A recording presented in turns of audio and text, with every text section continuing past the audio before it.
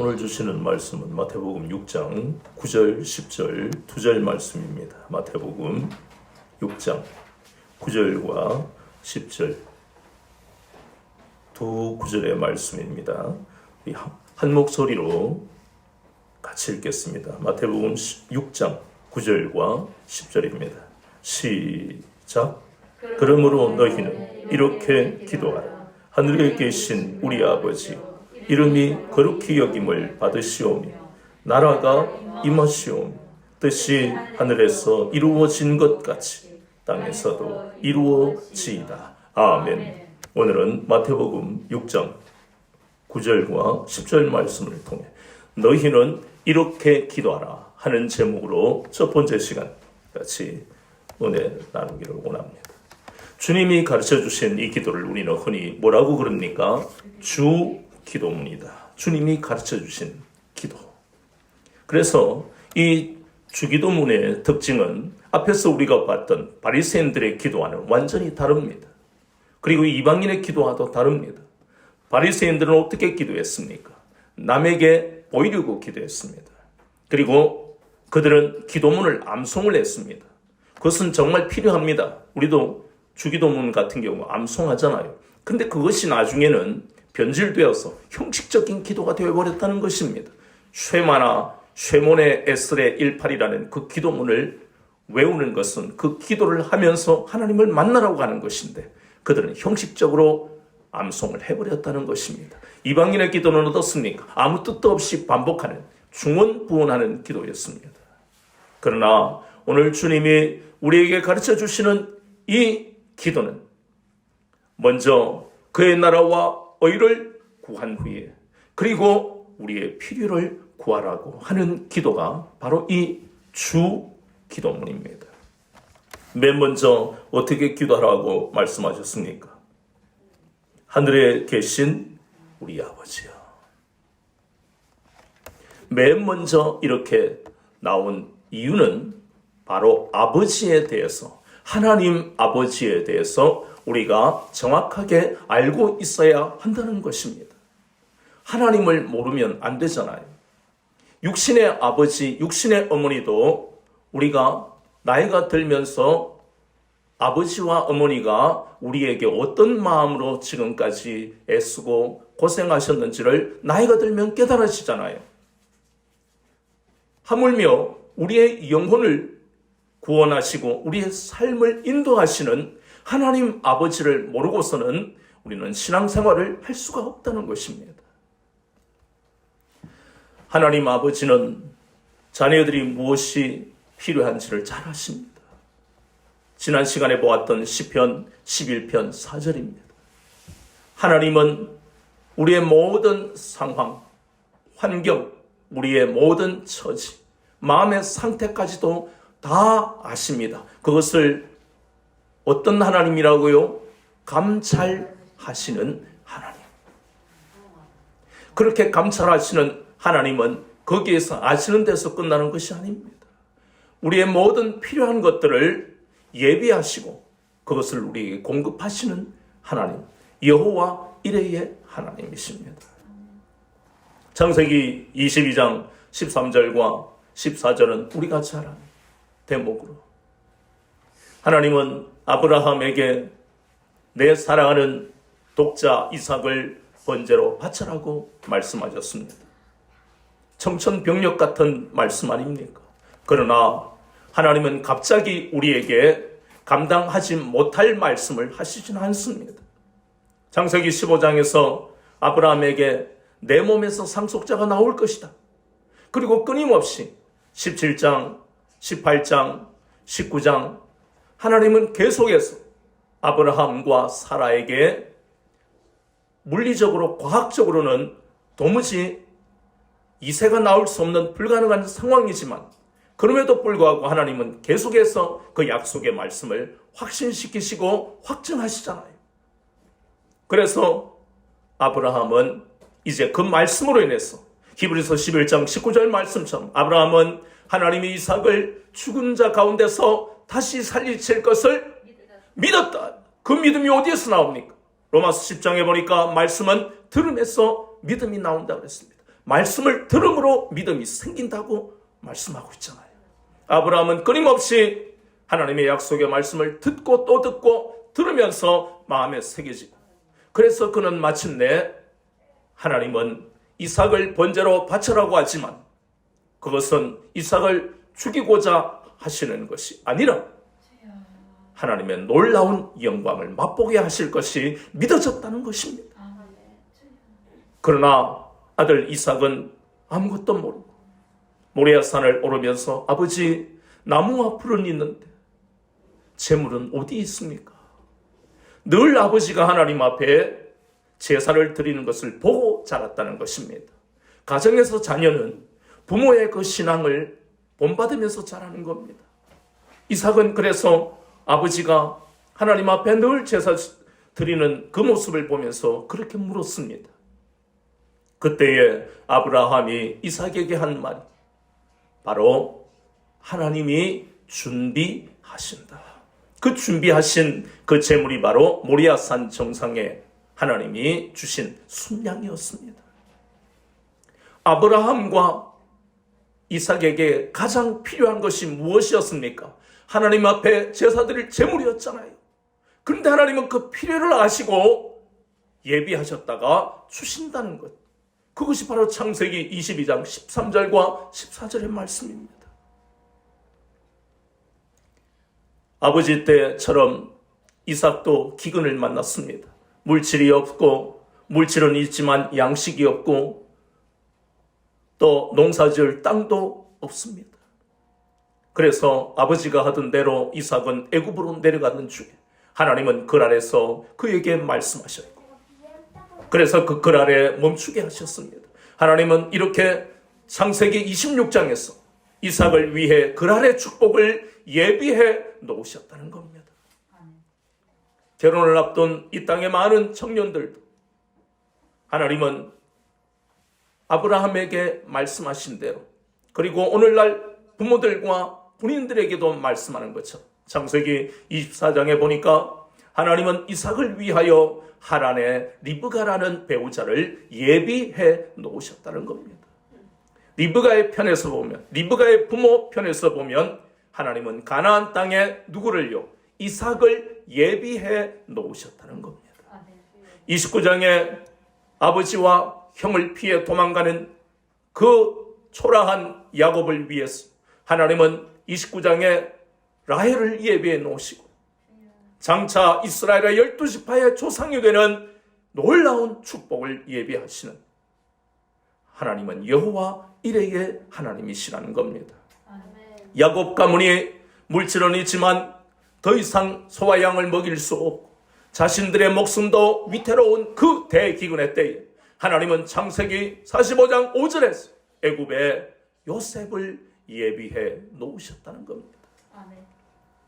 끊임없이 하나님은 예비하시는 하나님이심을 출애굽기 15장에 보니까 하나님은 또 엘림의 축복을 출애굽한 이스라엘 백성들에게 예비해 놓으시고, 사막을 걸어가는 것이 얼마나 고통스럽습니까? 낮에는 그 뜨거운 태양열 앞에서, 그리고 밤이 되면 급격하게 온도가 떨어지는 그 추위 앞에 얼마나 고통스럽겠습니까? 그러나 하나님은 엘림의 12개의 오아시스를 예비해 놓으시고 70그루의 종려나무를 통해 그늘을 만들어 놓으시는 엘림의 축복을 그들에게 예비해 놓으셨다는 겁니다. 엘리멜렉과 나오미는 하나님 앞에 범죄하고 약속의 땅 베들레헴을 떠나서 죄악의 땅 모압으로 갔지만, 그러나 하나님은 그들의 범죄에도 불구하고 모압의 룻을 예비해 놓으시고 장차 이 나오미의 집안을 일으키실 뿐만 아니라 예수님의 족보에 들어가는 어마어마한 복을 예비해 놓으셨습니다. 루키 2장 3절에 보면 룻을 위하여 하나님은 베들레헴의 보아스를 예비해 놓으셨어요. 우리가 성경 공부 때 같이 나누었던 사무엘하 21장에 보면 다윗은 하나님의 마음에 합한 자였지만, 그러나 그와 관계없이 사울 왕 때에 기브온 족속들을 사울 왕이 죽였는데, 그 이유로 인해서 다윗이 다스리던 시대에 이스라엘에 3년 동안 기근이 있었어요. 우리는 창세기를 통해 기근이 얼마나 고통스러운지를 보았잖아요. 하나님은 그 모든 원인이 사울 왕 때의 죄악으로 인한 것임을 알게 하시고 마침내 기브온 사람들을 위해 사울의 자손 7을 그들에게 내어주는, 그래서 다시 비가 내리는 그런 장면을 우리가 보는 거예요. 하나님은 기브온 족속이라는 이스라엘 민족 공동체, 신앙 공동체에 있지 않은 사람인데도 불구하고 하나님은 여호수아와 약속한 기브온 족속들의 그 원한까지도 풀어주시고 그리고 또 예비하시는 그런 하나님이신 거예요. 사무엘하 15장부터 17장까지 보면 늙은 다윗이 아들 압살롬에게 도망가는 그 대목에서도 하나님은 그 다윗을 위하여 우리가 잘 아는 대로 사독과 아비아달, 이때와 600명의 용사들, 그리고 후세와 바르실레라는 사람들을 예비해 놓으시고 예루살렘 성에서 다윗을 돕는 사람이 있는가 하면 바르실레 같은 사람은 다윗이 압살롬과 전쟁에 필요한 모든 물자를 제공하는 부자를 또 예비해 놓으셨던 겁니다. 그리고 신약에 보면 바울과 같은 하나님의 사역자들을 위해 두기고원의 시므아리스다고 마가, 누가 에바브라, 아굴라, 브리스길라, 루디아 같은 신실한 일꾼들을 예비해 놓으신 겁니다. 이분이 바로 우리 아버지라는 거예요. 그런데 저를 보세요. 하나님은요, 이렇게 놀라운 은혜를 전적으로 우리를 위해 예비해 놓으셨어요. 그런데 이렇게 좋은 것을 우리를 위해 우리 필요를 채우시지만 갑자기 준비도 안 된 우리에게 주시면 우리가 관리가 될까요? 안 됩니다. 예를 들어 어린 자녀에게, 아직 학교도 안 들어간 자녀에게 아버지가 부자라고 옛다 통장에 보니까 10억이 들어있어. 그 관리할 수 있겠어요? 못한다느냐. 하나님은 그래서 우리에게 고난을 통해 우리가 이 모든 이 좋은 축복을 관리할 수 있는, 감사하며 하나님을 찬양하며 갈 수 있도록 우리에게 고난을 통해 우리를 연단하시는 겁니다. 시편 119편 71절에 보니까 고난당하는 것이 내게 유익이라. 이로 말미암아 주의 율례를 배우게 되었다. 고난을 받으면서 주의 율례, 하나님의 말씀을 통해 나를 사랑하시는 하나님을 알게 된다는 것입니다. 출애굽한 이스라엘 백성들 300만 명에 가까운 그 사람들을 보세요. 하나님을 알지 못하니까, 하나님이 왜 홍해를 건너게 하신 연후에 왜 마시도 못할 마라의 쓴물을 또 만나게 하시지? 불평하는 거예요. 하나님을 모르니까. 그런데 하나님은 마라의 쓴물이 있는 그곳에 나무 한 그루를 예비해 놓으시고 모세가 그 나뭇가지를 던지니까 쓴물이 단물로 변하더라. 그러면 항상 하나님은 쓴물 같은 우리 인생에 무엇을 예비해 놓으셨어요? 단물을 예비해 놓으셨어요. 그게 바로 하나님 아버지시라는 겁니다. 우리가 아버지를 알아야 되는 것이에요. 어떻게 알아갑니까? 고난을 통하지 않으면 우리의 가치관이 깨지질 않아요. 우리의 가치관의 일반적이고 보편적인 용어로 그것을 우리는 인본주의라고 합니다. 인본주의는 뭐예요? 철저하게 과학으로 검증된 것만을 믿는 그 가치관을 인본주의라고 하는 거예요. 인본주의를 가지고서는 성경에 나오는 하나님의 말씀에 놀라운 하나님의 역사들이 믿어지지가 않는 거예요. 그래서 하나님은 우리의 인본주의를 깨뜨리시기 위해서 고난을 우리에게 주시는 거예요. 고난은 고통스럽습니다. 출애굽한 이스라엘 백성들이 해방의 그 기쁨으로 하나님 이제 우리의 인생을 열어주신다. 저 약속의 땅, 젖과 꿀이 흐르는 가나안 땅으로 인도하신다. 할렐루야 했던 그 사람들 만나는 건 바로 약속의 땅을 만나는 것이 아니고 그들이 맨 먼저 만난 건 바로 쓴 물을 마셔야 되는, 그것이 끝나면 이제는 가나안 땅에 도착하겠지. 하나님은 계속해서 양식을 구할 수 없는 그 신광야에, 그리고 르비딤의 물을 마실 수 없는 장소로 계속해서 고난의 연단을 이스라엘 백성들에게 했던 것입니다.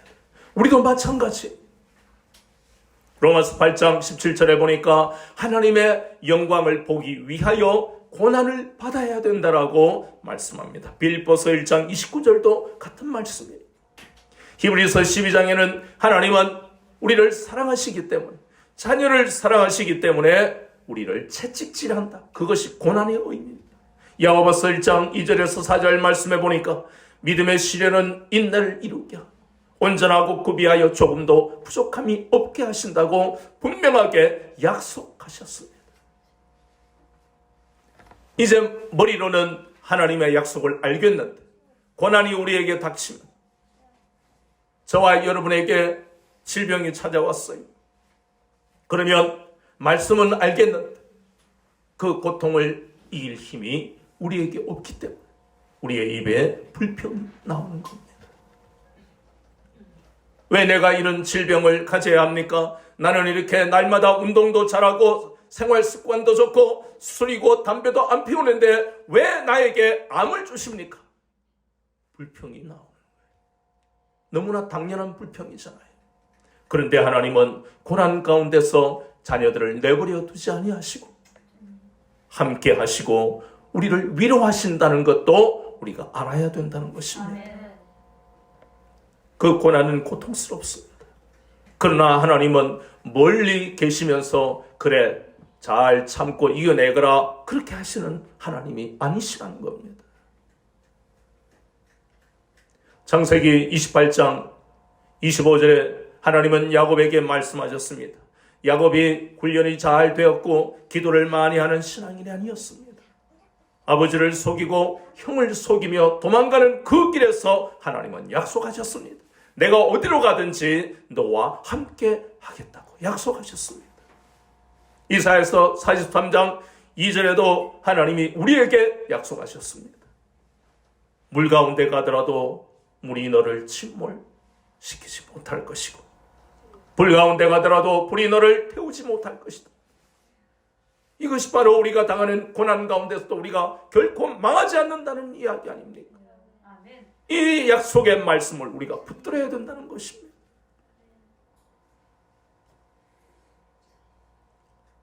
이분이 바로 우리의 아버지, 하나님 아버지이십니다.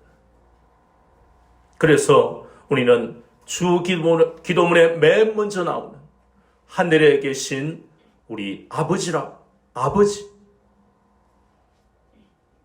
이분을 아버지라고 부를 수 있는 은혜는 오직 자녀들에게만, 그리스도인들에게만 허락된 특별한 은혜라는 것을 다시 한번 우리가 깨달아야 한다는 것입니다.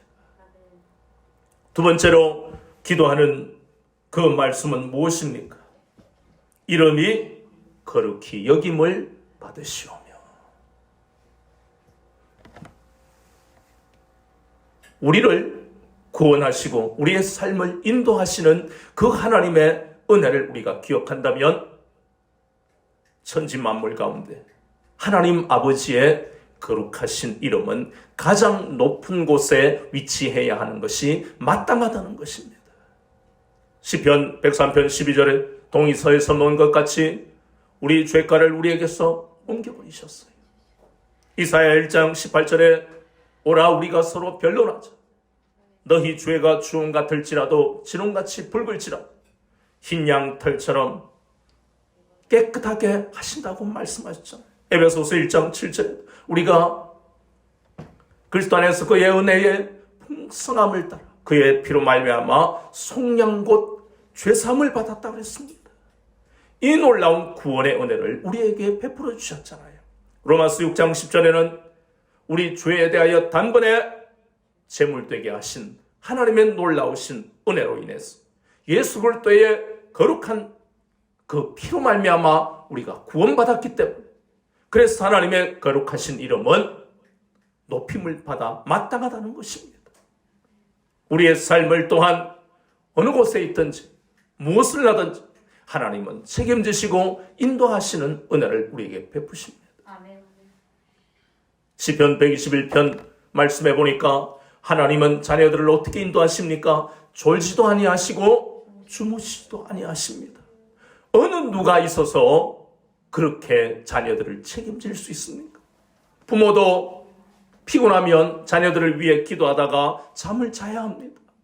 그리고 자녀가 어디로 가든지 같이 따라갈 수가 없어요. 아무리 자녀를 사랑하더라도 함께 생활할 수는 없습니다. 그러나 하나님은 우리에게 말씀하셨잖아요. 시편 121편 말씀에서 나는 졸지도 아니하고 자지도 아니하고 너희들을 지켜줄 것이다. 언제요? 잠깐 오늘 하루요? 주일날만 아닙니다.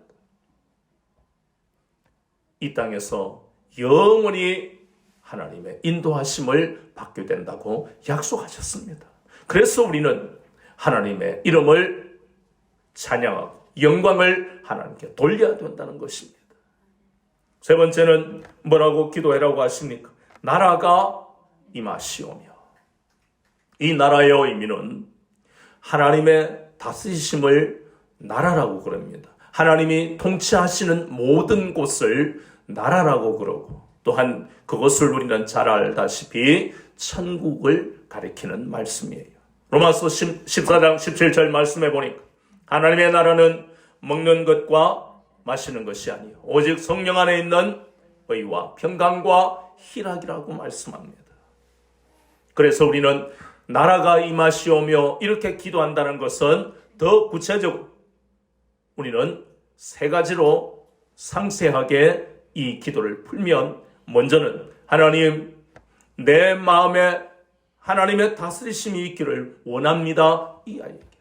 하나님의 나라가 무슨 뜻이라고 그랬는데요? 하나님이 다스리시는 곳이라고 그랬잖아요. 그러니까 내 마음이 하나님의 다스리심을 받으면 내 마음이 뭐가 됩니까? 하나님 나라가 임하는 거예요. 하나님 나라는 어떤 곳인데요? 의와 평강과 희락이라고 그랬잖아요. 그런 나라는 이 땅에 없습니다. 그런데 우리는 하나님 나라가 임하시오며 라고 기도하면 구체적으로 내 마음에 하나님 나라가 임하기를 원합니다. 그러면 저 러시아와 그리고 우크라이나가 전쟁을 벌이고 있는데 러시아의 나이 어린 병사나 혹은 우크라이나의 병사나 그 전쟁으로 인해서 목숨을 잃을 수도 있는 이런 고통스러운 현실에 이 기도를 하나님, 내가 어느 순간에 죽을 수 있지만 그러나 이 순간만이라도 하나님 나를 다스려 주시고 내 마음에 하나님 나라가 임하기를 원합니다. 기도하면 그는 그 지옥 같은 순간이 천국으로 그 마음이 변한다는 것입니다. 그리고 우리는 우리의 마음에 하나님 나라가 임하기를 원하는 것뿐만 아니라 우리의 삶의 자리에도 하나님, 우리 가정에 하나님의 나라가 임하기를 원합니다. 하나님, 이 가정을 다스려 주세요. 내가 가 있는 공동체, 하나님, 내 사업장을 다스려 주세요. 하나님, 이 직장을 다스려 주세요. 불신자들이 많지만 그러나 하나님, 나를 통해서 이 직장을 지배하시고 하나님의 의로 다스려 주옵소서. 아멘. 우리는 그 기도를 해야 한다는 것이에요. 하나님, 이 대한민국에 하나님의 공의가 임하기를 원합니다. 하나님, 이 땅을 다스려 주세요. 이것이 바로 하나님의 나라가 임하시오며 하는 기도의 내용이에요. 그뿐만 아니라 하나님은 우리에게 말씀하신 대로 에스겔서 말씀처럼 듣든지 아니 듣든지 때를 얻든지 못 얻든지 우리는 복음을 전해야 합니다. 그런데 거기에서 끝나는 게 아니에요. 이제는 모든 사람이 다 복음을 들었어요.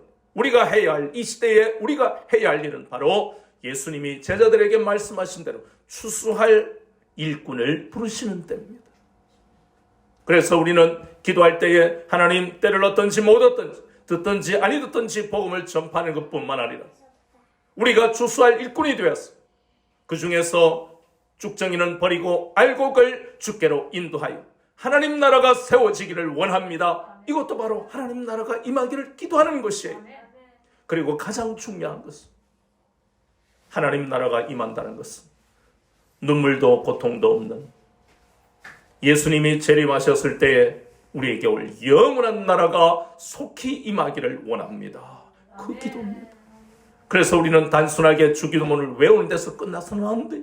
주님이 가르치신 이 놀라운 이 기도에 그 속에 있는 그 말씀의 뜻이 무엇인가를 알아야 된다는 것입니다.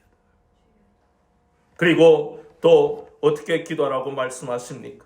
뜻이 하늘에서 이루어진 것 같이 땅에서도 이루어지이다. 저를 보세요. 인간은요, 육신의 정욕대로 살고요, 고집대로 살아가는 게 인간이에요. 어디 성씨 따라 고집이 세고 덜하고 아닙니다. 겉으로 드러나지 않아서 그럴 뿐이지 인간은 모두가 육신의 정욕대로 살고 싶고 고집대로 살고 싶어 합니다. 창세기 6장 5절과 창세기 8장 21절을 보니까 그 말씀을 하잖아요. 인간은 항상 고집스럽다, 그렇게 말씀하시잖아요. 고집이란 단어가 없지만 모두 성경은 뭉뚱그려서 인간은 항상 생각하는 것이 악하다, 악하다. 부모의 말을 안 듣고 동생이 언니 말을 안 듣고 이런 모든 고집 부리는 이것이 바로 악하다 하는 것입니다. 이렇게 육신으로 살아가는 이러한 것이 인간의 속성이라 예수님은 바울을 통해 에베소서 2장 3절에도 보니까 이것이 바로 육체와 마음이 원하는 대로 사는 것이다. 히브리서 3장에 보면 히브리서 기자를 통해 하나님이 뭐라고 하십니까? 이스라엘 백성들이 가나안 땅에 1세대가 들어가지 못한 것은 모두가 그들의 마음이 완고했기 때문이다. 그래서 지금도 마찬가지, 마음이 완고하면 하나님의 안식에 들어갈 수 없다고 말씀합니다. 그 안식은 두 가지 의미예요. 먼저는 이 땅에 살면서 평안이 없는, 마음을 완고하게 하는 사람의 마음 속에 하나님의 평안이 있을 수가 없어요. 날마다 짜증내고 원망하고 불평하는데 무슨 평안이 있겠습니까? 그래서 완고한 마음, 돌같이 딱딱하고 굳은 마음을 버리라는 것입니다. 그리고 완고한 마음으로는 천국에 가지 못하는 것이에요. 완고하니까 온유해질 수 없잖아요. 이때 온유는 예수님이 산상설교를 통해서 말씀하신 그 마음의 온유함을 말하는 게 아닙니다. 여러분이 생각해야 될 것은 기질이 온유한 것, 성품이 온유한 것을 말하는 게 아닙니다. 이 온유는 내 뜻대로 살아가는 것이 아니라 하나님의 말씀을 알고 하나님을 알아가고 하나님의 뜻에 내 뜻을 맞추는 것이 바로 온유입니다. 그렇게 맞추며 살아가다 보면 성품도 온유해져 가는 것이에요. 갑자기 성질 급한 사람이 바로 온유해지지는 않습니다. 끊임없이 우리의 성품이 온유해질 수 있는 유일한 방법은 내 뜻대로 살아가며 고집대로 살아가는 삶이 아니라 하나님의 말씀을 붙들고 하나님을 알아가야만 우리의 성품이 온유해져 가는 것입니다.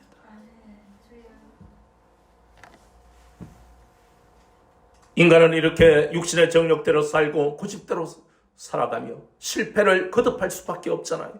그렇게 숱한 실패를 하는데도 불구하고 자신이 삶의 주도권을 가지고 있다고 착각하는 것이 인간입니다.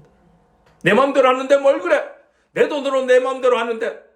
그래서 한 번씩 신문에 보면 아파트 출입구에 차를 세워놓고 다른 차들이 출근도 못하도록 막아버리는 그런 동영상들이 유튜브에 얼마나 많이 나옵니까? 법적으로는 어떻게 할 수 없다고 그러잖아요.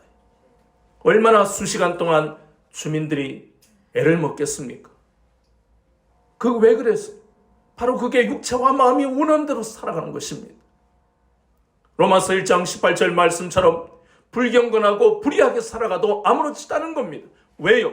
자신이 자신의 인생에 주도권을 가지고 있다라고 생각하기 때문입니다.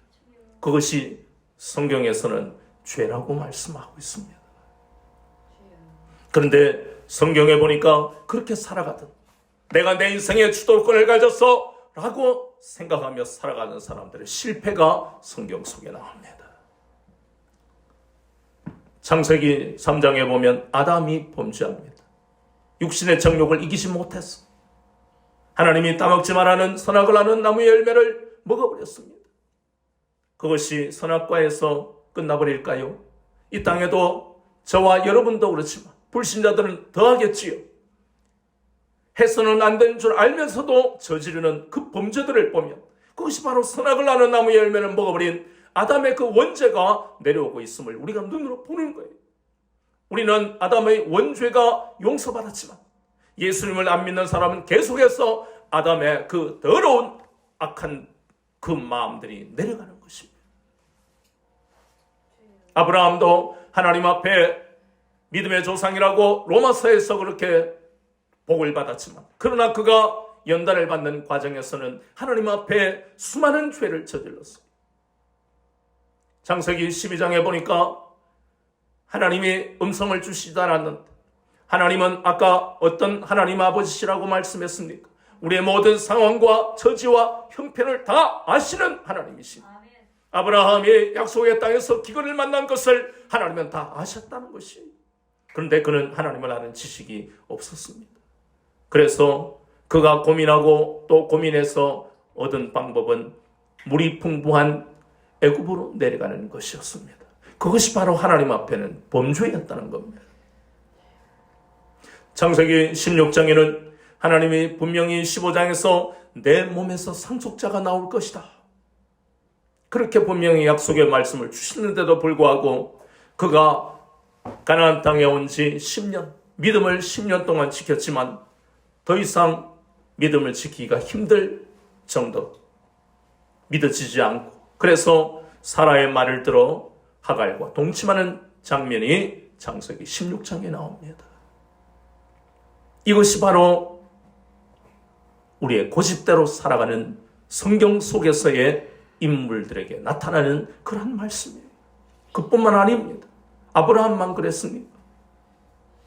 우리가 잘 아는 대로 사사기 13장에서 16장까지 보면 하나님의 놀라운 축복을 받은 한 집안, 마노아의 집안에 아들이 없었는데 하나님은 삼손이라는 복된 아들을 주셨고, 그뿐만 아니라 아들을 주신 것뿐만 아니라 이스라엘의 지도자가 되는 사사로서의 영광도 누리게 하셨습니다. 그러나 그 사사 삼손은 하나님의 뜻대로 하나님이 주도권을 가지고 계신 것을 인정하는 것이 아니라 내 삶의 주도권은 나에게 있는 것이야, 이렇게 하면서 결국은 지도자로서의 모습을 보인 것이 아니라 타락한 모습만 보이다 하나님의 뜻과 관계없는 삶을 살다가 마침내 두 눈이 뽑힐 때에서야 비로소 내 삶의 주도권은 내 것이 아니라 하나님의 것이구나, 그것을 깨닫고 고백하는 그런 대목이 나오고 있습니다. 뿐만 아니라 우리가 잘 아는 사무엘상 사도행전 말씀에 이제 태풍이 올 계절이 되었으니까, 그럼에도 불구하고 우리가 저 베닉스로 가면 하루만 배를 타고 가면 베닉스에 피할 수 있어. 그러니 베닉스로 우리가 갑시다. 거기에는 배에 대해서 너무나 잘 아는 선주도 있고 평생을 받아와 싸우며 태풍이 언제 오고 어떻게 피하는가를 알고 태풍에서도 살아남은 선원들이 있고 전쟁 속에서도 살아남은 용감한 로마의 병사들도 있었습니다. 그러나 그럼에도 불구하고 단 한 사람, 사도 바울은 하나님이 어젯밤에 나에게 말씀하셨어. 그 태풍은 인간의 힘으로 이길 수 없는 태풍이니까 지금 출항해서는 안 됩니다. 그 하나님의 사람의 말을 듣지 않은 276명 모두가 14일이라는 2주 동안 유라굴로 광풍을 만나서 지옥 같은 2주를 보내게 되었습니다.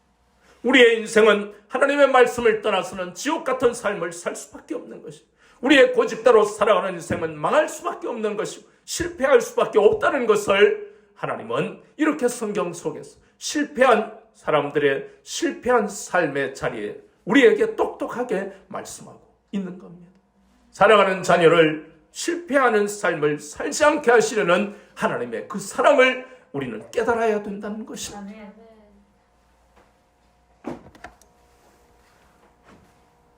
물론 하나님의 뜻대로 사는 데는 고통이 따릅니다. 심지어 우리는 하나님의 뜻도 잘 모르잖아요.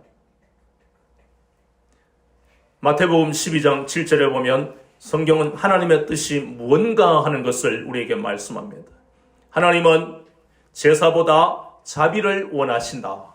예수님은 그렇게 말씀하셨어요. 이게 무슨 말씀입니까? 야 말이야, 내일 주일날 예배를 드려야 되는데 옷이 왜 그래? 왜 준비를 안 하고 있어? 그래가지고 예배를 드리겠어? 헌금도 준비 안 하고 도대체 어떻게 살아가는 거야? 목욕도 안 했네. 옷도 그게 뭐야? 이게 뭐예요? 자비가 있어요? 전혀 자비가 없는. 하나님은 제사, 하나님 앞에 제사 드리는 것은 세상에 그 어떤 것보다 중요합니다. 오늘날 예배입니다. 그러나 하나님의 뜻은 예배보다도 뭐가 더 중요하다고요? 자비가 더 중요합니다. 예배 드리기에 앞서서 예수님이 지난 시간에 말씀하셨잖아요. 네가 하나님 앞에 제물을 바치기 전에 형제와 싸우거나 형제의 마음에 상처를 준 게 있으면 빨리 해결해라.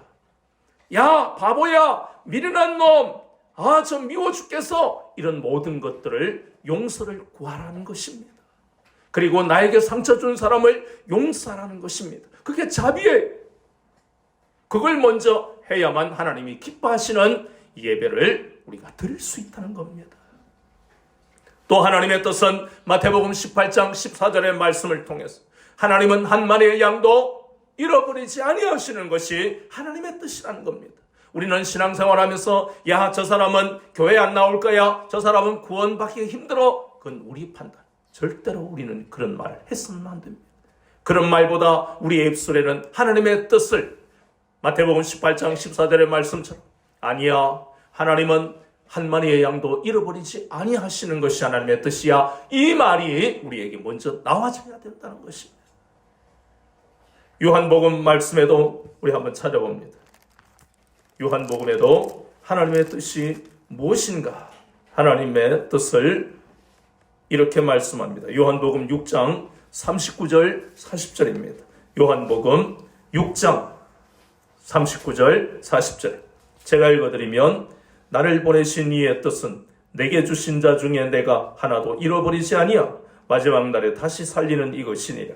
내 아버지 뜻은 아들을 보고 믿는 자마다 영생을 얻는 이것이니 마지막 날에 내가 이를 다시 살리리라. 그리고 데살로니가 전서 4장 3절에 보면 하나님의 뜻이 나옵니다. 하나님의 뜻은 사랑하는 자녀들이 어떻게 살아라고요? 거룩하게 살아라. 그것이 하나님의 뜻입니다. 우리가 또 잘 아는 데살로니가 전서 5장 16절, 17절, 18절에도 하나님의 뜻이 나옵니다. 항상 기뻐하라. 쉬지 말고 기도하라. 범사에 감사하라. 이는 그리스도 예수 안에서 너희를 향한 하나님의 뜻이니라. 하나만 더 찾아봅니다. 베드로전서 3장 17절에도 보니까 하나님의 뜻이 나옵니다. 베드로전서 3장 17절에 선을 행함으로 고난받는 것이 하나님의 뜻일진데 악을 행함으로 고난받는 것보다 나으니라. 그러니 고난받을 때에 우리가 불평해서도 안 되고, 또 우리가 하나님이 주시는 고난을 우리에게 하나님의 놀라우신 은혜와 축복을 예비해 놓으신 고난인데 우리가 죄를 지어 받는 고난하고는 다르다는 것입니다. 이러한 하나님의 뜻을 성경을 통해서 우리가 깨달아야만, 그래야 하나님이 고난을 통해 우리를 연단하시는 그 하나님의 뜻을 발견하는 것입니다.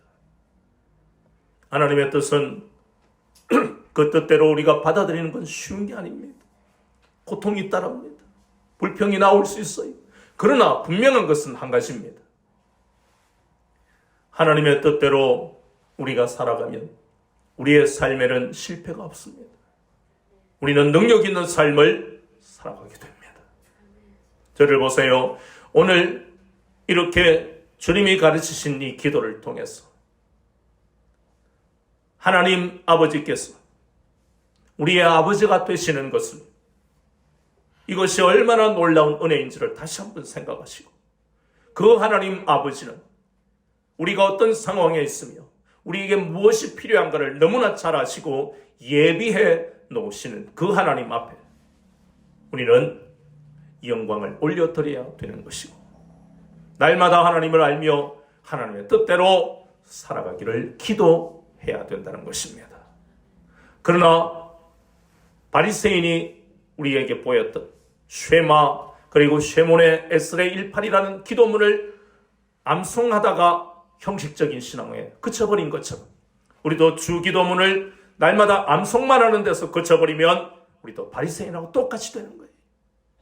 주님이 가르치신 이 기도와 어떤 심오한 내용이 있는지 오늘 알았기 때문에 구체적인 주 기도문의 그 깊은 뜻을 날마다 깨달아서 우리의 삶에 실천해야만 우리의 삶은 바리새인과 다른 그러한 의를 이루며 이 약속된 놀라운 예비된 은혜들을 우리가 받고 마침내 능력 있는 삶을 살며 소금과 빛의 사명을 감당하게 된다는 것입니다.